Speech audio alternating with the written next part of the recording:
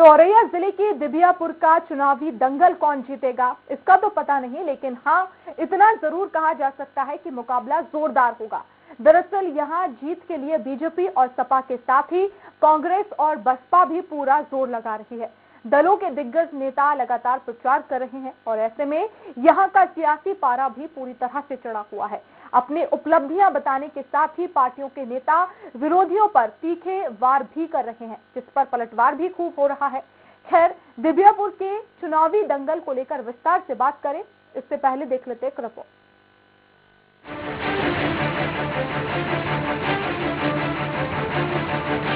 नए साल में यूपी के चुनावी दंगल ने और जोर पकड़ लिया है।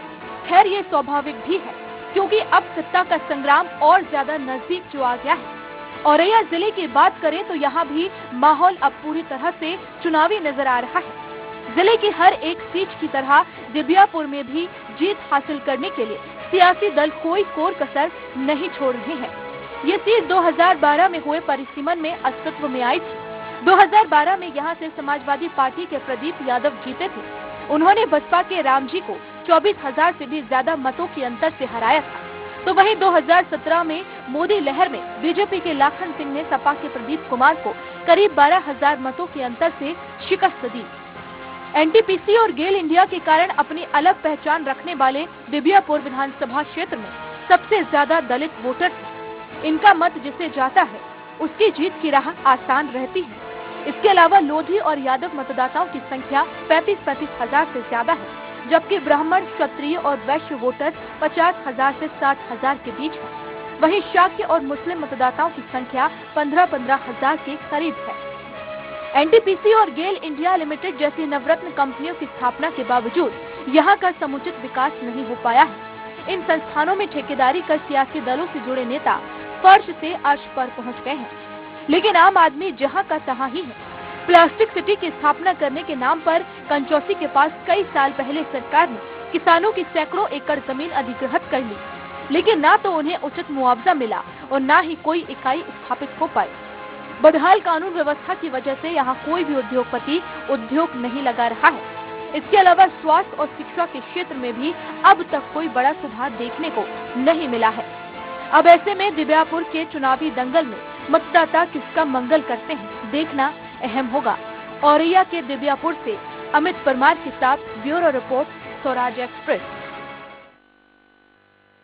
तो औरैया जिले की दिबियापुर विधानसभा सीट पर मुकाबला कैसा होगा, कौन सी पार्टी कितनी मजबूत है और जनता का क्या रुख है, ये समझने की कोशिश करेंगे हमारे दिबियापुर के संवाददाता अमित परमार से। और वहीं इस सीट के कुछ दिलचस्प पहलुओं को भी हम जानेंगे हमारे सहयोगी प्रशांत राव से, जो कि लखनऊ से लाइव जुड़े हैं। लेकिन सबसे पहले संवाददाता अमित का रुख कर लेते हैं।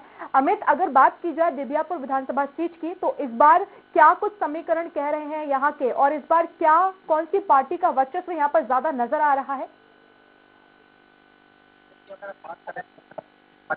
सरकार की तो कहीं ना कहीं जो मौजूदा विधायक दिबियापुर से थे लाखन सिंह, उनको प्रदेश में कृषि राज्य मंत्री का भी दर्जा दिया गया, कृषि राज्य मंत्री बनाए गए। इसके साथ साथ वो बांदा जैसे अच्छे जनपद से प्रभारी भी बनाए गए थे।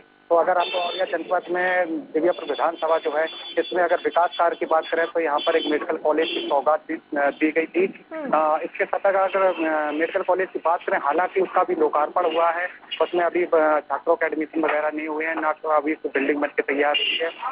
और अगर हम जिस बात से बात करें कि कृषि राज्य मंत्री लाखन सिंह जो मौजूदा विधायक हैं, यहाँ इसी सीट से मंत्री बनाए गए थे, तो किसानों की जो हालत है वो दिन ब दिन नाजुक होती जा रही है। और भी सरकारें यहाँ जो किसानों के लिए वादे करती थी, दावे करती थी, इसी हिसाब से अगर बीजेपी ने किसानों के जो आय है वो दोगुनी करने की जो बात कही थी, अगर बात करें किसानों पर, तो किसान आज भी उसी अपनी अव्यवस्था की वजह से प्रशासन की आज भी दुखी है। बिल्कुल अमित, लेकिन यहाँ पर सबसे ज्यादा देखने वाली बात यह है कि इस बार यहाँ पर कौन से ऐसे मुद्दे हैं जो इस चुनाव को प्रभावित कर सकते हैं, और वो भी ऐसे समय में जब आम आदमी पार्टी भी यहाँ पर काफी ज्यादा उत्तर प्रदेश में सक्रिय नजर आ रही है और आम आदमी पार्टी ने अपना प्रत्याशी भी यहाँ पर घोषित किया है। तो ऐसे में मुख्य मुद्दे क्या हो सकते हैं इस सीट पर? मुख्य मुद्दा तो सदैव जनता के बीच में हमेशा विकास का रहा है, सुविधाओं का रहा है। तो अगर हम बात करें जैसे किसानों को ही लेना, किसानों में जो आवारा गौवंश घूम रहे, हालांकि बीजेपी सरकार ने कहा है कि उन्होंने गौशालाएं अस्थायी रूप से बनाई थी, लेकिन उनमें इसके बावजूद भी आवारा गौवंश जो किसानों को रात रात भर जागना पड़ता है खेतों की रखवाली के लिए। इसके अलावा अगर सड़कों की भी बात करें तो सड़कें भी जो योगी सरकार में बोला गया था कि गड्ढे मुक्त सड़कें की जाएंगी, तो आज भी सड़कों की स्थिति भी कहीं ना कहीं दयनीय है। और इसके साथ साथ अगर विकास की बात कर रहे हैं तो एक मेडिकल कॉलेज दिव्यापुर विधानसभा सीट को सौगात जरूर मिली है।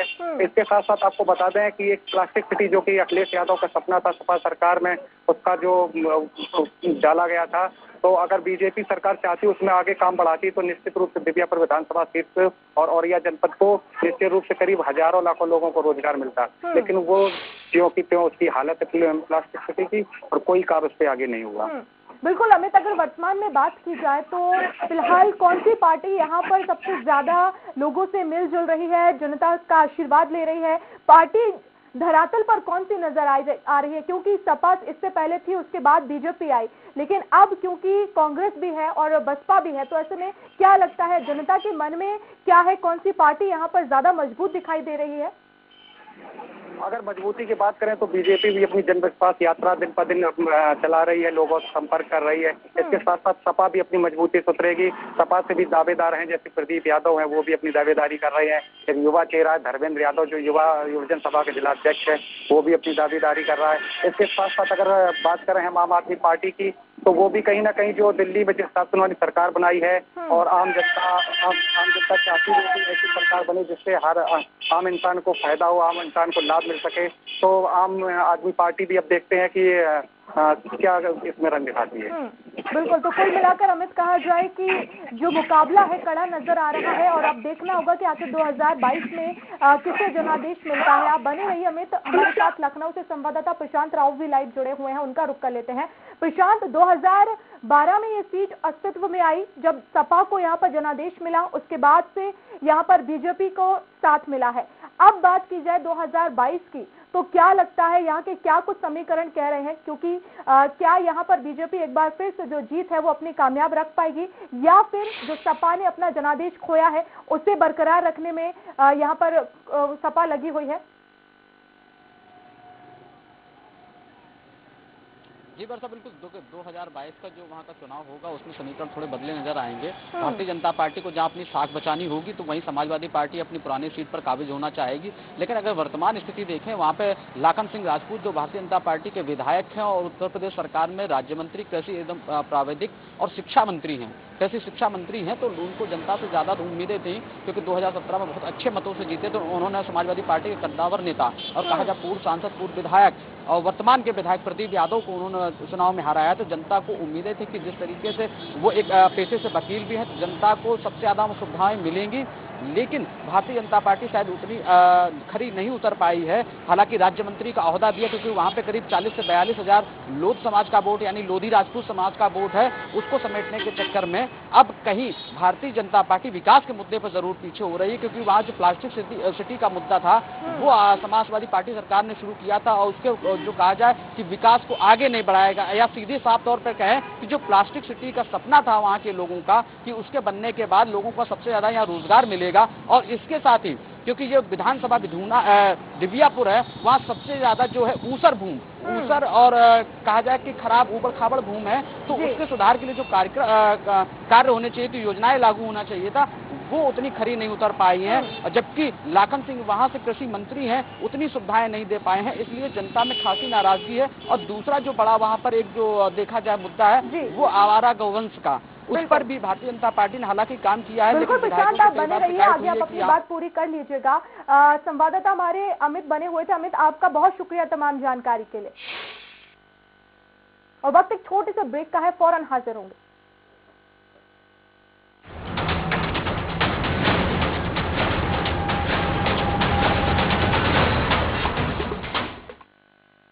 अरे तो क्या हो गया, अगर राह चलते लड़की छेड़ देते थे?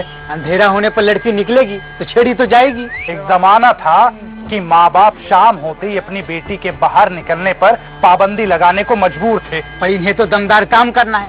सारे प्रदेश की लड़कियों में इन्हें अपनी बहन बेटी नजर आती है। एक लड़की क्या छेड़ दी, इनके कलेजे पे सांप लौट गए। बैठो बेटा जीप में।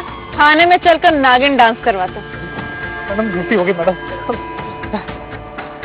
मैम, 2017 के पहले राह चलती लड़कियों को छेड़ना जो अपना हक समझते थे, 2017 के बाद उन पर काबू पाने से बहन बेटियों की सुरक्षा में जो फर्क आया है वो फर्क साफ है। फर्क साफ है। रूप मंत्रा आयुर्वेदिक फेस वॉश, इसमें है क्यूकम्बर के प्योर एक्सट्रैक्ट जो नेचुरली चेहरे को मॉइस्चराइज रखे। ये कोई कॉस्मेटिक नहीं, आयुर्वेदिक औषधि है।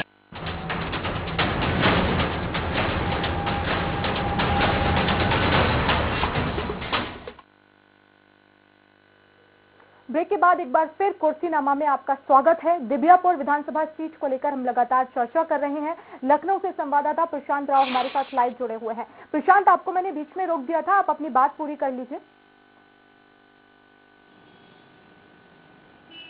जी बस जैसा कि वह बता रहा था कि जिस तरीके से भारतीय जनता पार्टी पे लोगों की उम्मीदें थी शायद उतनी खरा नहीं उतर सकी, लेकिन भारतीय जनता पार्टी के बाद वो जो सबसे मजबूती और कहा जाए कि उत्तर प्रदेश के पूर्व सीएम अखिलेश यादव, उनके पिता मुलायम सिंह यादव का गढ़ माना जाता था, क्योंकि औरैया जनपद इटावा जनपद से ही कटकर बना था और मायावती ने इसकी घोषणा की थी और मायावती ने ही कहा जाए कि दिबियापुर विधानसभा के पास ही जिला मुख्यालय बनवाया था। 2002 की बात है, उस समय 2002 के बाद 3 में सरकार चली गई थी और फिर समाजवादी पार्टी की सरकार आ गई थी। वहां पर जिस तरीके का विकास होना चाहिए था उतना विकास नहीं हुआ। अखिलेश यादव ने अपनी 2012 की सरकार में प्लास्टिक सिटी की घोषणा की, लेकिन 5 साल बीत गए, प्लास्टिक सिटी पूरी नहीं हो पाई। जनता को उम्मीदें थी कि यहाँ प्लास्टिक सिटी का सपना जो है साकार होगा और उसके बाद हजारों लोगों को रोजगार मिलेंगे, वो नहीं मिल पाए हैं। तो सबसे अहम मुद्दा है तो वही सड़कों के लेकर और स्वास्थ्य को लेकर, और सबसे और गहन जो मुद्दा है वो है कानून व्यवस्था को लेकर। उस पर भारतीय जनता पार्टी अभी भी थोड़ा वहां पर पीछे है। बिल्कुल प्रशांत, क्योंकि लोगों में जो किसान है उनमें भी नाराजगी नजर आ रही है। जिस तरह से संवाददाता अमित भी हमें बता रहे थे कि किसान कहीं ना कहीं वहां पर नाराज नजर आ रहे हैं, क्योंकि जो प्लास्टिक सिटी के लिए किसानों की भूमि अधिग्रहित की गई थी उसका भी मुआवजा नहीं मिला है। तो ऐसे में इसको लेकर किसान क्या कुछ सोचते हैं क्या एक बार, क्योंकि जिस तरह से प्लास्टिक सिटी का जो सपा का जो सपना था उसे भी साकार बीजेपी नहीं कर पाई है और विकास में भी तमाम जो वादे थे वो भी नहीं कर पाई है। तो ऐसे में इस बार क्या किसान किसी और को जनादेश देने वाले हैं, क्योंकि बीजेपी से तो कहीं ना कहीं रुख किसानों का नाराज ही नजर आ रहा है। देखिए बरसा, सबसे पहले एक महत्वपूर्ण बात जान लेनी होगी कि प्लास्टिक सिटी का जो सपना था वो बहुजन समाज पार्टी की सुप्रीमो मायावती ने देखा था, क्योंकि यहीं पर एनटीपीसी और पाता गैस प्लांट है, तो उनसे जो निकलने वाला वेस्टेज है उससे जो प्लास्टिक के सामान तैयार होते हैं, तो उस समय रूपरेखा तैयार की गई थी। लेकिन बहुजन समाज पार्टी की सरकार चली गई 2012 में, उसके बाद अखिलेश यादव की सरकार आई तो उन्होंने इसको आगे बढ़ाया और जो किसानों की भूमि अधिग्रहित की गई, तो अखिलेश यादव की सरकार के जाने के बाद या जो पहले सरकार रही तो वहां किसानों को सही मुआवजा नहीं दे पाए, अलग अलग तरीके का मुआवजा दिया गया, विवाद की स्थिति में रहा कई बार। और उसके बाद समाजवादी पार्टी की सरकार गई, भारतीय जनता पार्टी की सरकार है, तब भी किसानों को न्याय नहीं मिल पाया है, भूमि अधिग्रहित हो गई है, जमीन पर बाउंड्री हो गई है। ये तमाम मुद्दे रहे हैं जिससे किसानों में वहाँ रोष और नाराजगी भी है, जिसको कई बार प्रशासन को वहाँ झेलना भी पड़ा, शिकायतें हुई, यहाँ पे मंत्री भी आए, उनसे भी शिकायतें गई, डिप्टी सीएम के सामने लोगों ने ये अपनी बात रखी, लेकिन अभी तक उसका निस्तारण नहीं हो पाया है। हालांकि मुख्यमंत्री योगी आदित्यनाथ ने अपनी सरकार में दिबियापुर विधानसभा को कई सौगातें दी हैं, जिसमें जो वहाँ कहा जाए कि जो रेलवे का पुल था, हालांकि पूर्ववर्ती सरकार का था, काम लंबित था, पूरा नहीं हो पाया, तो उसको भारतीय जनता पार्टी ने पूरी सक्रियता के साथ काम पूरा किया और दिबियापुर में जो रेलवे जो ओवरब्रिज था उसको दिया। लेकिन हाँ, उस ओवरब्रिज में एक थोड़ी जरूर खामी रहेगी कि उसका चौड़ीकरण जो जनता बराबर मांग कर रही थी भारतीय जनता पार्टी से, वो पूरा नहीं हो पाया है। जो पुरानी सरकार सपा की सरकार में तो उसी आधार पर उसको तैयार किया गया है। तो अभी भी जो जाम की समस्या है दिबियापुर में वो भी गहन समस्या है। उसके बाद कई पुरातन चीजें हैं वहां पर, उनका संरक्षण नहीं हो पाया है। तो ये सब मुद्दे आज भी वहाँ खास बने हुए हैं। प्रशांत, क्योंकि यहाँ पर एनटीपीसी और गेल इंडिया दोनों ही बड़ी कंपनी है, उसके बाद भी जिस तरह से आपने जिक्र किया है कि यहाँ पर विकास कार्य नहीं हुआ है, तमाम स्वास्थ्य व्यवस्थाएं नहीं है, सड़कें नहीं है, ऐसे में इतनी बड़ी कंपनी होने के बावजूद भी यहाँ पर ये एक उम्मीद जताई जा सकती थी कि यहाँ पर विकास कार्य होगा, लेकिन वो भी यहाँ पर अछूता रहा है। कहीं ना कहीं यहाँ पर चाहे वो 2012 में सपा सरकार की बात कर ली जाए या फिर 2017 में बीजेपी की बात कर ली जाए, तो दोनों में ही विकास को यहाँ पर महत्वपूर्ण और प्रथम स्थान नहीं दिया गया। जी बिल्कुल सही, सत्य मायने में कहिए तो बात तो यही है कि जिस तरीके से विकास लोगों को चाहिए था, क्योंकि एक तरीके से कहा जाए कि दिव्यापुर को जो वहाँ की भाषा बोलते हैं उसको मिनी बॉम्बे बोलते हैं, और वहाँ भारत सरकार के कई उपक्रम हैं, तो वैसे ही जनता चाह रही थी उत्तर प्रदेश सरकार के लिए जो तमाम वहाँ प्रोजेक्ट पेंडिंग पड़े हों उनको पूरा हो जाना चाहिए था ताकि वहाँ की जनता को लाभ मिले, लेकिन उस पर भारतीय जनता पार्टी पूरी तरीके से खरी नहीं उतर पाई। लेकिन एक वर्षा मैं जो महत्वपूर्ण तथ्य है वो भी बता दूं, क्योंकि यहाँ पर जिस तरीके से लोधी यानी कि राजपूत समाज का सबसे बड़ा वोट बैंक है और उसके बाद जो कहा जाए कि अनुसूचित वर्ग का सबसे बड़ा वोट बैंक है, तो ये महत्वपूर्ण है। तो वहीं राम मंदिर मुद्दे से भी यहाँ लोग प्रभावित रहे हैं। तो 2017 में यहाँ भारतीय जनता पार्टी को अच्छा, चाहे मोदी लहर मान ले या फिर ये कहे लाखन सिंह राजपूत का जो निर्विवादित चेहरा रहा है और पेशे से वकील ने, उसका भी लाभ भारतीय जनता पार्टी को मिला है और 2017 में वहां से उनका विधायक बना है। लेकिन अब शायद लोगों का मुंह भारतीय जनता पार्टी से और उनके वर्तमान के विधायक और राज्य मंत्री से थोड़ा टूटता हुआ नजर आ रहा है, क्योंकि जिस तरीके से जो विधानसभा है वो एक बड़ी विधानसभा है और उस तरीके से विकास पूरी तरीके से सरकार में होते हुए अगर वहाँ के राज्य मंत्री विधायक ना करा पाए तो जनता की नाराजगी लाजमी होती है। और इसके साथ ही एक चीज और है वर्षा, सबसे महत्वपूर्ण तथ्य ये भी है कि भारतीय जनता पार्टी में लाखन सिंह राजपूत राज्य मंत्री हैं, तो जनता को भी कम समय दे पाते हैं, क्योंकि पार्टी के साथ साथ शासन स्तर पर तमाम कार्यक्रम बने रहते हैं, तो वो भी जनता में जो कहा जाए कि रोष का एक विषय वो भी बना हुआ है। बिल्कुल प्रशांत, अगर इस सीट पर चेहरों की बात करें तो आम आदमी पार्टी भी कहीं ना कहीं इस बार उत्तर प्रदेश में सक्रिय दिखाई दे रही है। दिल्ली मॉडल उत्तर प्रदेश में लागू करने की बात कहती है, लेकिन यहाँ पर देखा जाए तो आम आदमी पार्टी ने प्रत्याशी घोषित कर दिया है। बीजेपी से लाखन सिंह वर्तमान में विधायक हैं, तो ऐसे में क्या माना जाए, क्या बीजेपी एक बार फिर से लाखन सिंह को ही मौका देगी या फिर यहाँ पर आम आदमी पार्टी भी कहीं ना कहीं खेल बिगाड़ सकती है?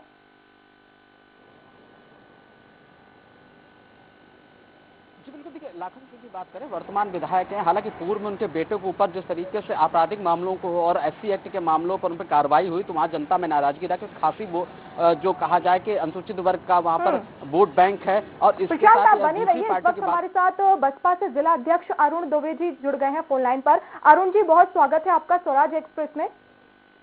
जी, मैं जिला अध्यक्ष नहीं हूँ जी, मैं दिव्यापुर विधानसभा से प्रत्याशी। जी माफ कीजिए अरुण जी, मेरा सवाल यही है क्योंकि 2017 में यहाँ पर जिस तरह से लाखन सिंह आए उसके बाद से कहीं ना कहीं विकास को लेकर जनता में एक नाराजगी है। इस बार अगर यहाँ पर बसपा आती है तो किस तरह के यहाँ पर बसपा प्राथमिकता देगी? जो सपना था प्लास्टिक सिटी का, क्या उसे फिर से एक बार बनाने में यहाँ पर कामयाब होगी?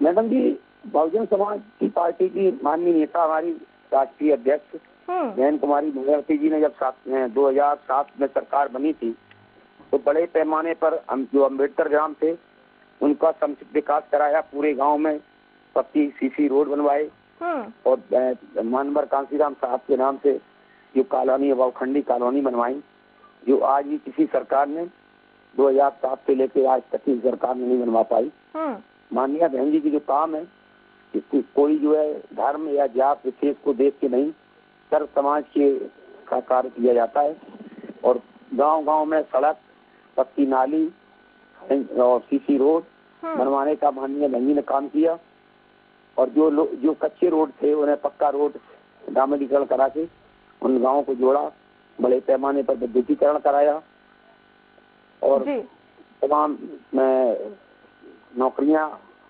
उपलब्ध कराई। जी अरुण जी, विपक्ष का तो ये आरोप रहता है कि सीएम योगी आदित्यनाथ जनता की उम्मीदों पर खरे नहीं उतर पाए हैं, दावे करते हैं लेकिन वो दावे धरातल पर नजर नहीं आते हैं। अगर इस बार अगर आपको जनादेश मिलता है तो इस सीट पर सबसे पहली प्राथमिकता आपकी क्या होगी?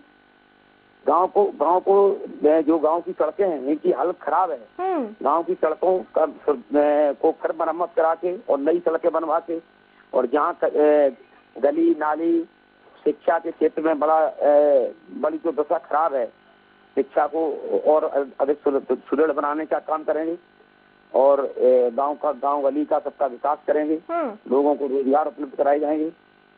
ठीक है, क्या लगता है अरुण जी, इस बार जनता आपका साथ देगी? इस बार यहाँ पर हाथी बिल्कुल माननीय बहन जी इस प्रदेश की 5वीं बार मुख्यमंत्री बनेगी और जो है जनता का जो रुझान है, जो कानून व्यवस्था है वो बहुजन समाज पार्टी से अच्छी माननीय बहन जी हमारी जो नेता है, माननीय बहन जी के शासनकाल में बहन बेटी हो चाहे व्यापारी हो चाहे सर्व समाज के लोग हों, एकदम सुरक्षित महसूस करते हैं। और बहुजन समाज पार्टी की ऐसे अच्छा कोई प्रशासन शासन दे नहीं सकता है। ठीक है, लेकिन यहाँ पर अरुण जी, कांग्रेस भी अपना पूरा दमखम दिखा रही है। जिस तरह से प्रियंका गांधी ने 40% महिलाओं की हिस्सेदारी की बात कही और तमाम जो उन्होंने वादे किए हैं, तो क्या लगता है इस बार क्या आपका मुख्य मुकाबला कांग्रेस से होने वाला है? नहीं, कांग्रेस का कोई नहीं, कांग्रेस का कोई जनाधार नहीं है। यहाँ जो लड़ाई होगी बहुजन समाज पार्टी और भारतीय जनता पार्टी से होगी। समाजवादी पार्टी लोग गुंडों की पार्टी मानते हैं, इसलिए उसका भी कोई जनाधार नहीं है। तो लेकिन समाजवादी पार्टी को आप यहाँ पर नहीं देखते हैं? जी, जो लोग भारतीय जनता पार्टी से नाराज हैं, वो बहुजन समाज पार्टी के नेता माननीय बहन जी के नेतृत्व पर विश्वास रख रहे हैं। ठीक है, लेकिन सबसे पहले तो समाजवादी पार्टी को यहाँ पर जनादेश मिला था 2012 में। लेकिन 12 में मिला था, लेकिन आपने देखा होगा कि जो चुनाव हुआ है 2017 का, उसमें बहुजन समाज पार्टी का वोट समाजवादी पार्टी से 1.5% ज्यादा है। ठीक है। और जो लोग हैं वो बहुजन समाज पार्टी, हमारी जो नेता में विश्वास ज्यादा करते हैं। जी, अब तो देखना होगा अरुण जी, आखिर जनता किसको साथ देती है, किसको आशीर्वाद देती है। बहुत शुक्रिया हमसे जुड़ने के लिए, इतना समय देने के लिए। और इस वक्त हमारे साथ आपसे जिला अध्यक्ष सुमेंद्र पोरवाल जी फोन लाइन पर जुड़ गए हैं। सुमेंद्र जी, बहुत स्वागत है आपका स्वराज एक्सप्रेस में। जी धन्यवाद।